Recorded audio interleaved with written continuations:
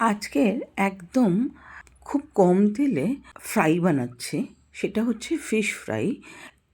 সেই জন্য কিভাবে আমি বানাচ্ছি তার প্রসেসটা আমি দেখিয়ে দিচ্ছি।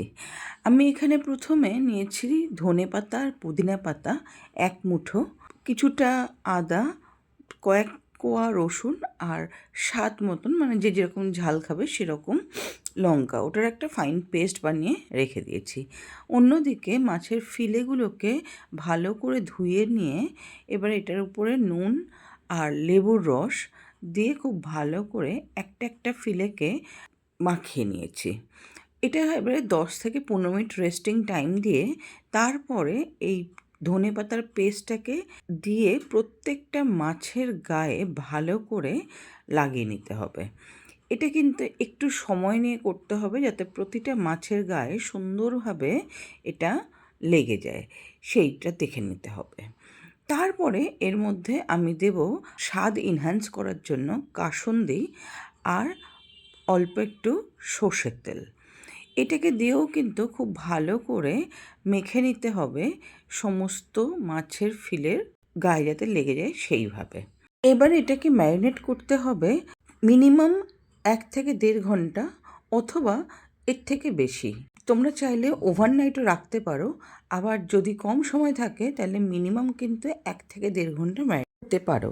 আমি এখানে প্রায় 4 থেকে 5 ঘন্টা ম্যারিনেট করে রেখেছিলাম। এবারে আমি কিছু প্রস্তুতি নেব। এখানে একটা বাটির মধ্যে 2টো ডিম ফাটিয়ে নিয়েছি, অন্যদিকে ব্রেড ক্রাম্বটাকে একটা পাত্রের মধ্যে ছড়িয়ে নিয়েছি।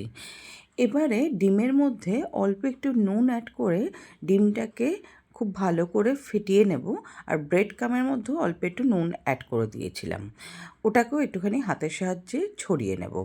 এরপর এখানে যে ম্যারিনেট করে রেখেছিলাম মাছের ফিলেগুলোকে, তার মধ্যে ফ্লাওয়ার অ্যাড করলাম 1.5 টিস্পুন।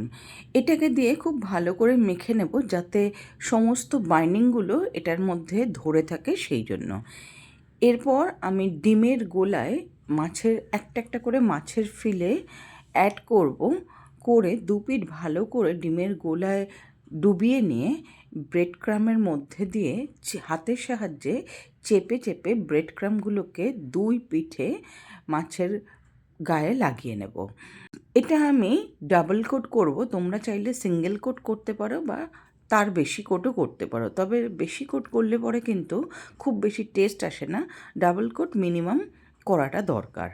তো আমি সেই জন্য প্রথমে দেখো হাতের সাহায্যে ব্রেড ক্রাম্বগুলোকে খুব ভালো করে চেপে নিচ্ছি এক পিঠে, তারপরে এটাকে উল্টে দিয়ে অন্য পিঠেও কিন্তু সেমভাবে চেপে চেপে ব্রেড ক্রাম্বগুলোকে লাগিয়ে নেব। ব্রেড ক্রাম্ব যখন লাগানো হয়ে যাবে তখন আমি আবারও কিন্তু ডিমের গোলায় দিয়ে 2টো পিঠ ভালো করে ডিপ করে নিয়ে আবারও আমি ব্রেড ক্রাম্ব লাগিয়ে তারপরে এই ফিলেটাকে শেপ দেব।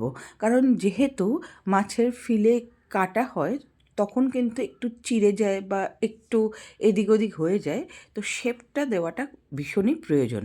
শেপ না দিলে কিন্তু সুন্দরভাবে কিন্তু এটা ভাজাও হবে না, ভাজার সময় খুলেও যেতে পারে।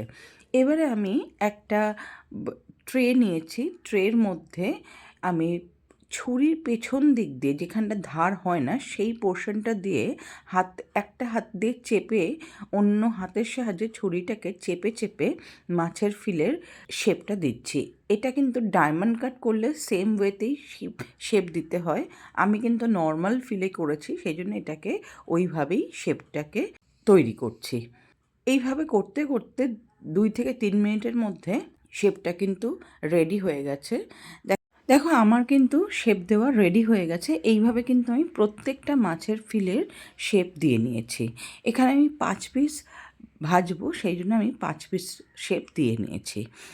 এবারে আমি যে এয়ার ফ্রায়ারটা ইউজ করছি সেই এয়ার ফ্রায়ারের নিচে আগে তেল ব্রাশ করে নিয়েছিলাম, তারপরে ফিলেগুলোকে দিয়ে তার উপর থেকে ব্রাশের সাহায্যে অল্প অল্প করে তেল ব্রাশ করে আমি এখানে 180 ডিগ্রিতে, ওখানে থাকে ফিশের অপশান, ওই ফিশ অপশান দিয়ে 20 মিনিট রেখেছিলাম। 20 মিনিট পরে যখন হাফ হয়েছে 10 মিনিট, তখন আমি কিন্তু এটাকে বের করে নিয়েছি। বের করে এটাকে উল্টে দিচ্ছি, উল্টে দিয়ে এবারে সেম ওয়েতে আবারও একটু তেল ব্রাশ করে দেব। ব্রাশ করে দিয়ে বাকি যে 10 মিনিট আছে সেই 10 মিনিট আবার আমি এয়ার ফ্রাই করে নেব। এটা খেতে কিন্তু কোনো অংশে ডিপ ফ্রাই থেকে খারাপ হয়নি। আমি এটা প্লেটিং করছি কাসুন্দি আর অল্প একটু টমেটো সস দিয়ে, আর সাথে দেব অল্প একটু সালাদ। তো এগুলোকে দিয়ে আমি ফিশ ফ্রাইগুলোকে এবারে প্লেটিং করছি। ফিশ ফ্রাইগুলো খেতে কিন্তু অসাধারণ হয়েছিল। তেল কম বলে যে খেতে খারাপ হচ্ছে একেবারেই নয়। যাদের কাছে তোমাদের কাছে এয়ার ফ্রাই আছে অবশ্যই এইভাবে ট্রাই করবে। 20 মিনিটস কিন্তু এক যতগুলো মাছের ফিলে দিয়েছিলাম তার জন্য এনাফ। আমি দুটো ব্যাচের রেডি করেছিলাম, একবার দুটো দিয়েছিলাম, বাকিটা 3টে দিয়েছিলাম। তো অবশ্যই ট্রাই করে জানিও কেমন লাগলো।